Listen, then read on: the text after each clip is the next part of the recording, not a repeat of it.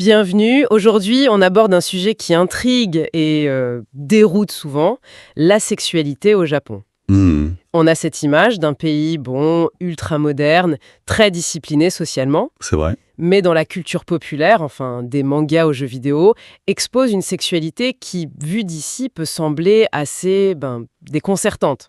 Voire contradictoire. C'est une excellente entrée en matière, oui.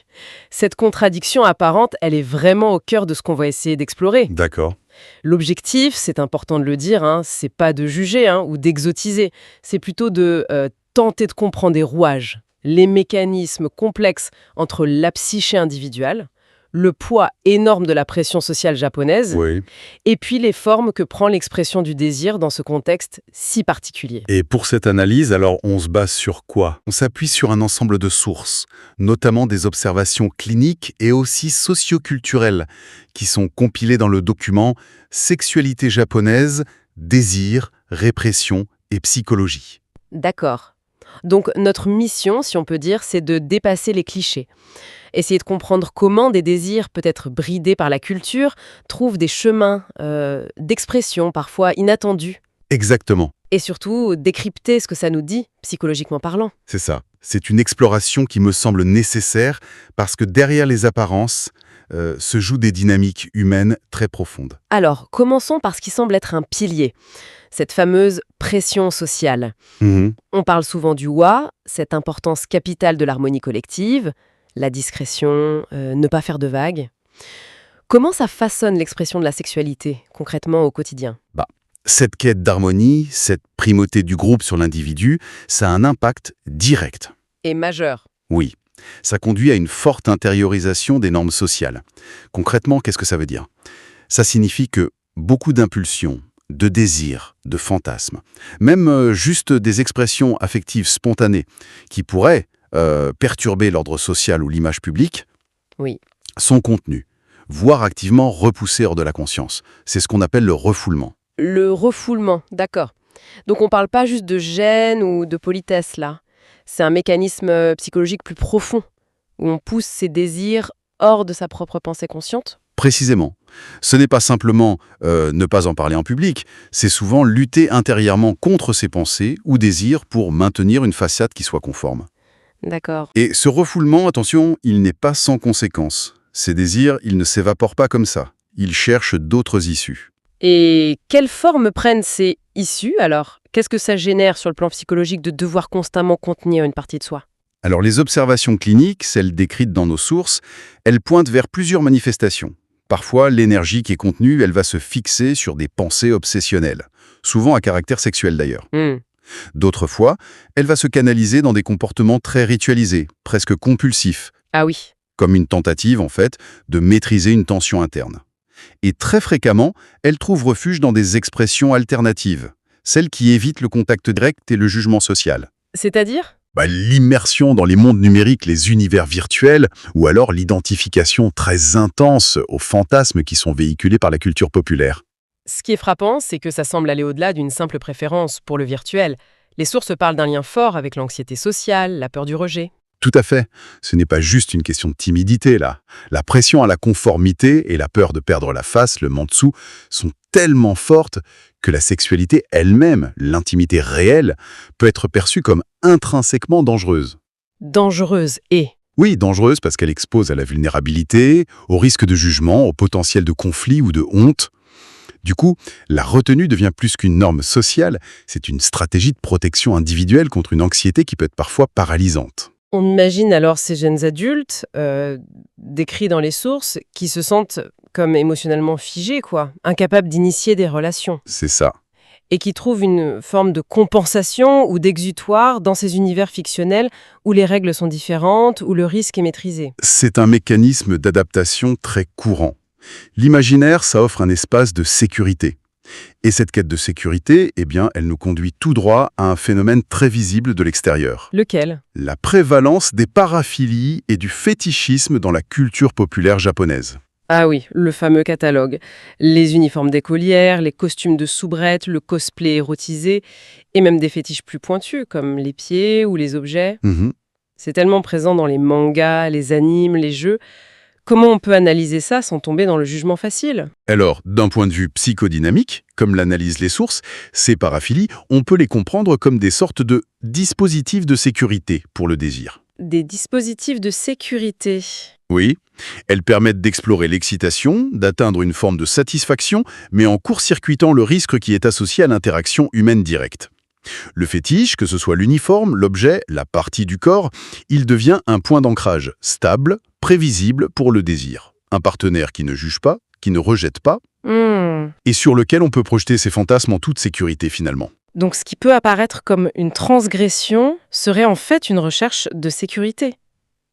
C'est assez contre-intuitif quand même. Ça peut l'être, vu de l'extérieur. Mais est-ce que ça veut dire que toute personne attirée par un fétiche au Japon le fait par anxiété sociale?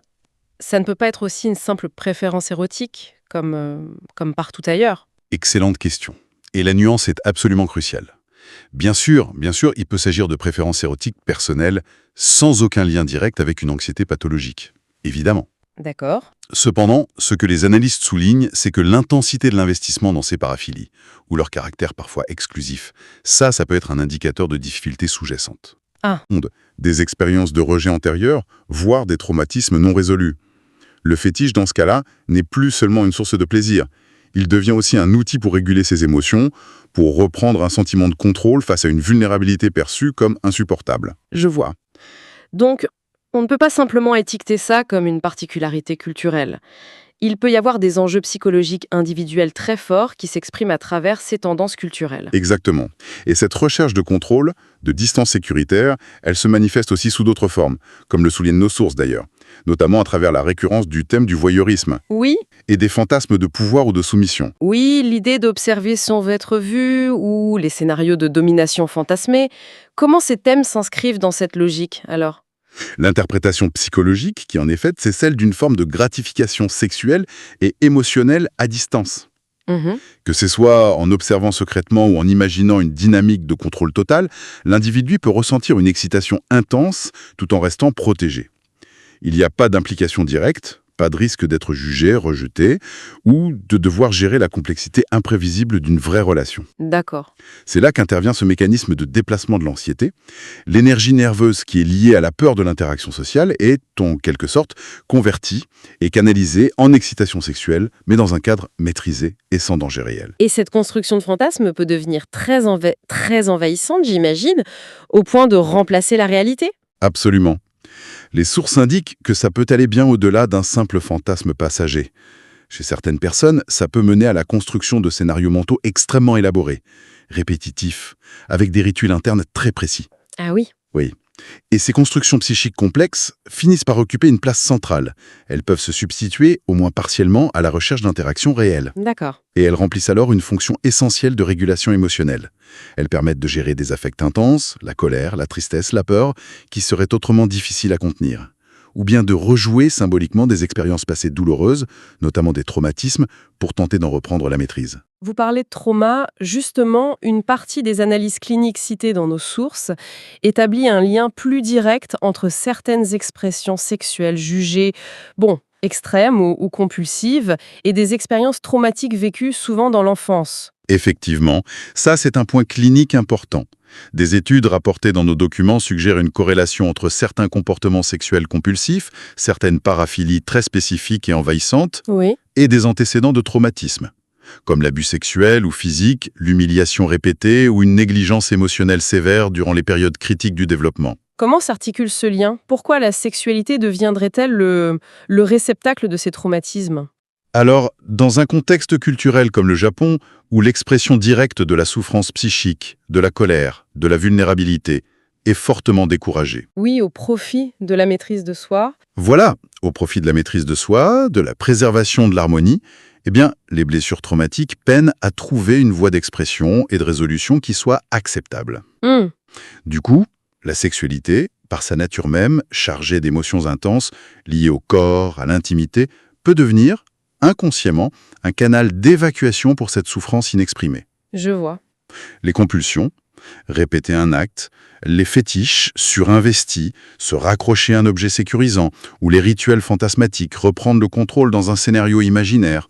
Tout ça peut être vu comme des tentatives désespérées, souvent inconscientes, de retrouver un sentiment de contrôle, de prévisibilité, de sécurité, là où le trauma avait justement fait voler en éclats ses fondements psychiques. C'est une perspective qui éclaire ces comportements non pas comme des déviances, mais comme des stratégies d'adaptation complexes, même si elles peuvent sembler étranges ou même autodestructives vues d'extérieur. C'est précisément l'enjeu, comprendre la fonction adaptative, même si elle est mal adaptée à long terme, de ces comportements. Et la culture ambiante n'est pas neutre dans tout ça. Ah non. Non. En mettant l'accent sur la retenue émotionnelle publique, elle peut paradoxalement renforcer ces schémas indirects d'expression et elle offre aussi un vaste répertoire symbolique à travers les objets, les costumes, les scénarios omniprésents dans la culture pop, manga, anime, etc. Oui. Qui fournit des supports concrets pour le déploiement sécurisé, c'est-à-dire non direct et symbolique de ces désirs ou angoisses refoulées, souvent liés au trauma. L'imaginaire collectif devient une sorte de théâtre où l'individu peut tenter de mettre en scène et de maîtriser ce qui est ingérable. Toute cette analyse de la pression sociale, du refoulement, des exutoires fantasmatiques, du poids du trauma, ça nous conduit à un paradoxe assez saisissant qui est aussi mis en avant dans les sources. Celui d'une société où coexiste une hypersexualisation médiatique et culturelle Oui. et une forme de désexualisation ou de désengagement dans la vie réelle pour une partie quand même significative de la population. C'est effectivement l'une des tensions les plus fascinantes et, on peut le dire, préoccupantes observées. D'un côté, une saturation d'images, de récits, de produits à connotation sexuelle dans l'espace public et médiatique, la pub, les mangas, les jeux vidéo, l'industrie du divertissement. Partout.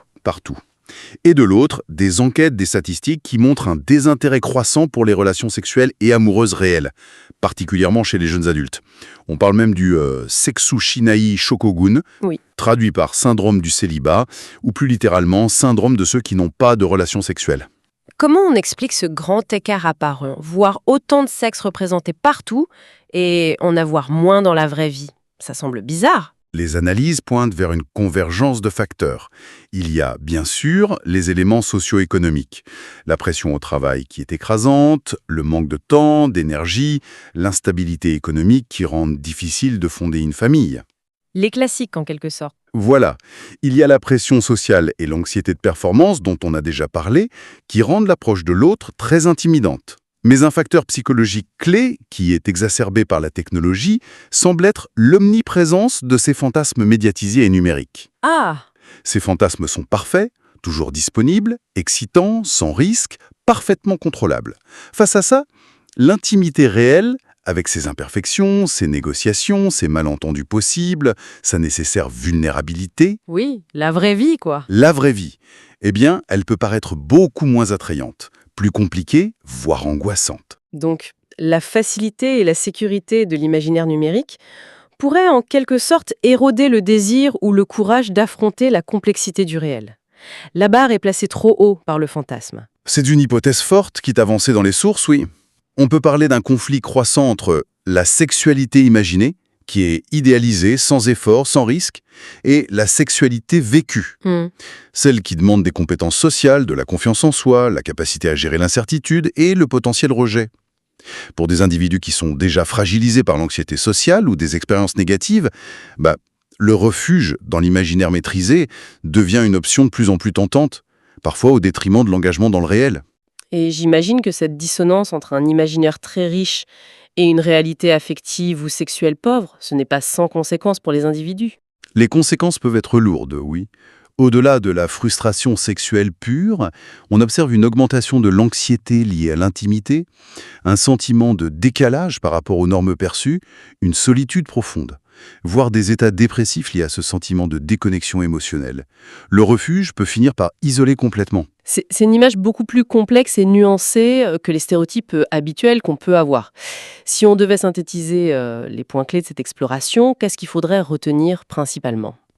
Le message essentiel, je crois, c'est de dépasser la vision simpliste ou exotique. La sexualité japonaise, avec ses expressions parfois surprenantes, elle est le résultat d'une interaction dynamique et complexe entre plusieurs choses. Une culture aux normes sociales très prégnante, La psychologie individuelle avec ses anxiétés, ses histoires personnelles, ses éventuels traumatismes, et puis des mécanismes d'adaptation et de défense émotionnelle sophistiqués, souvent inconscients, pour naviguer dans ce contexte. Donc l'invitation, c'est à la compréhension plutôt qu'au jugement hâtif. Essayez de voir la fonction psychologique derrière la forme d'expression, même si elle nous déconcerte. Absolument. C'est un exercice d'empathie qui est fondamental. Derrière une paraphilie intense, un retrait social ou une immersion dans le virtuel, il peut y avoir une tentative de gérer une angoisse, de retrouver un sentiment de contrôle, de fuir une réalité douloureuse, ou même de chercher à se comprendre soi-même par des voies détournées. Ces quêtes, même si elles prennent des formes culturellement spécifiques, elles sont universellement humaines au fond. Pour terminer, peut-être une question pour nous laisser matière à réfléchir, une ouverture. Oui, une réflexion qui, je pense, dépasse le seul cas japonais, mais que celui-ci éclaire peut-être de manière particulièrement vive. C'est celle-ci. Dans quelle mesure la tension croissante qu'on observe au Japon entre l'abondance des fantasmes numériques faciles d'accès, contrôlables, sécurisants, et les difficultés grandissantes de l'intimité réelle, complexe et risquée, pourrait-elle être un miroir grossissant ou une préfiguration de tendances similaires dans d'autres sociétés hyper connectées à travers le monde?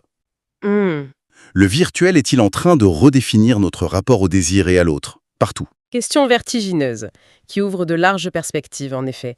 Pour celles et ceux qui souhaiteraient creuser davantage les spécificités japonaises qu'on a abordées aujourd'hui, les sources s'appuient sur des travaux de référence. On peut citer Anna Lifson sur le jeu entre désir permis et interdit, Patrick Galbraith sur la culture otaku, Sharon Kinsella sur le manga pour adultes, ou encore les recherches cliniques de Yasuo Tanaka, Yoshihiro Takahashi. Exactement.